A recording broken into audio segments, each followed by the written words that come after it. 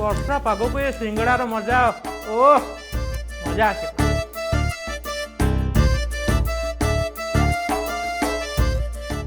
ଭାବିଲେ ଦେଖି ବାହାରେ ବର୍ଷା ହେଉଛି ଆଉ ଆପଣ ଘରେ ଅଛନ୍ତି, ସେ ସମୟରେ କପେ ଚାହା ସହ ଯଦି ଆପଣଙ୍କୁ ସିଙ୍ଗଡ଼ା କିଏ ବଢ଼େଇ ଦିଏ ତାହେଲେ କ'ଣ ହେବ?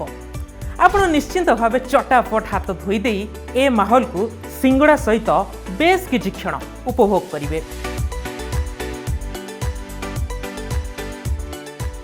ବାସ୍ତବରେ ବର୍ଷା ହେଉ କି ଖରା, ବଡ଼ ହୋଟେଲ ହେଉ କି ଛୋଟ, ସିଙ୍ଗଡ଼ା ନାମଧାରୀ ଖାଦ୍ୟଟି ଆପଣଙ୍କୁ ସହଜରେ ସବୁଠି ଉପଲବ୍ଧ ହୋଇଥାଏ।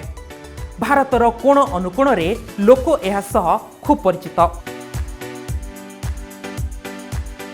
ଆପଣ ଦେଶର ଯେଉଁ ବି ଭାଗକୁ ଗଲେ ଆରାମରେ ମିଳିଯିବ ସିଙ୍ଗଡ଼ା। ହେଲେ ଆପଣ ହୁଏତ ଏକଥା ଜାଣିନଥିବେ ଯେ ସିଙ୍ଗଡ଼ା ଏକ ଭାରତୀୟ ଖାଦ୍ୟ ନୁହେଁ। ହଁ ଦର୍ଶକ ବନ୍ଧୁ, କଥାଟା ପୁରା ସତ। ଏହା ଭାରତୀୟ ନୁହେଁ, ଏହା ଏକ ଆରବୀୟ ଖାଦ୍ୟ। ପ୍ରକୃତରେ ଭାରତକୁ ସିଙ୍ଗଡ଼ା ରେସିପି ଆସିବା ଆଗରୁ ଆମ ପଡ଼ୋଶୀ ରାଷ୍ଟ୍ରମାନେ ଏହାର ବ୍ୟବହାର ଆରମ୍ଭ କରିଦେଇଥିଲେ। କୁହାଯାଏ ଇରାନ ହେଉଛି ସିଙ୍ଗଡ଼ାର ଅନ୍ତୁଡ଼ିଶାଳ। ଫରାସୀ ଶବ୍ଦ ସମ୍ବୋସାଗରୁ ଆସିଛି ସିଙ୍ଗଡ଼ା। ହେଲେ ଏହାର ଆକୃତି ତିନି କୋଣିଆ ହେବା ପଛର କାରଣ ସମ୍ପର୍କରେ ଆଜି ବି ଇତିହାସ ନୀରବ ରହିଛି। ତେବେ ଏହି ସିଙ୍ଗଡ଼ା ନାଁ ପଛରେ ଦୁଇଟି କାହାଣୀ ଶୁଣିବାକୁ ମିଳେ।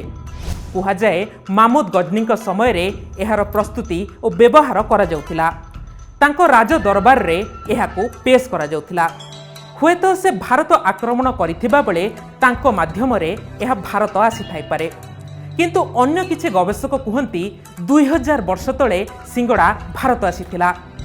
ଆର୍ଯ୍ୟମାନଙ୍କ ଭାରତ ଆଗମନ ବେଳେ ଏହା ମଧ୍ୟ ଏସିଆର ପର୍ବତ ଅଞ୍ଚଳରେ ବସବାସ କରୁଥିବା ଲୋକମାନଙ୍କ ମାଧ୍ୟମରେ ପ୍ରବେଶ କରିଥିଲା।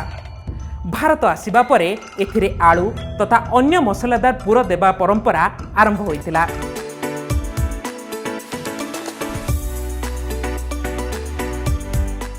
ଯେତେ ହେଲେ ଆମେ ହେଉଛେ ଖାଇବା ପିଇବା ଦେଶର ଲୋକେ, ସେଇଥିପାଇଁ ତ ସେତେବେଳେ ଭାରତୀୟମାନେ ମସଲାର ବ୍ୟବହାର ସମ୍ପର୍କରେ ଭଲ ଭାବେ ଜାଣିଥିଲେ।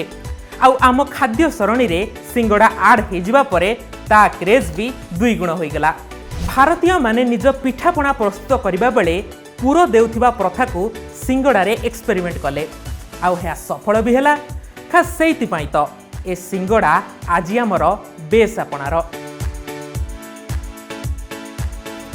ଦର୍ଶକ ବନ୍ଧୁ, ଆପଣ ଆମ କାହାଣୀ ଉପରେ କନସେନ୍ଟ୍ରେଟ୍ କରନ୍ତୁ। ମୁଁ ତ ଚାଲିଲି, କାରଣ ମୋ କନସେନ୍ଟ୍ରେସନ୍ ଏବେ ପୁରାପୁରି ମୋ ସିଙ୍ଗଡ଼ା ଉପରେ। ଦେଖୁନାହାନ୍ତି ସେ ମୋତେ କେମିତି ହାତ ଠାରି ଡାକିଲାଣି।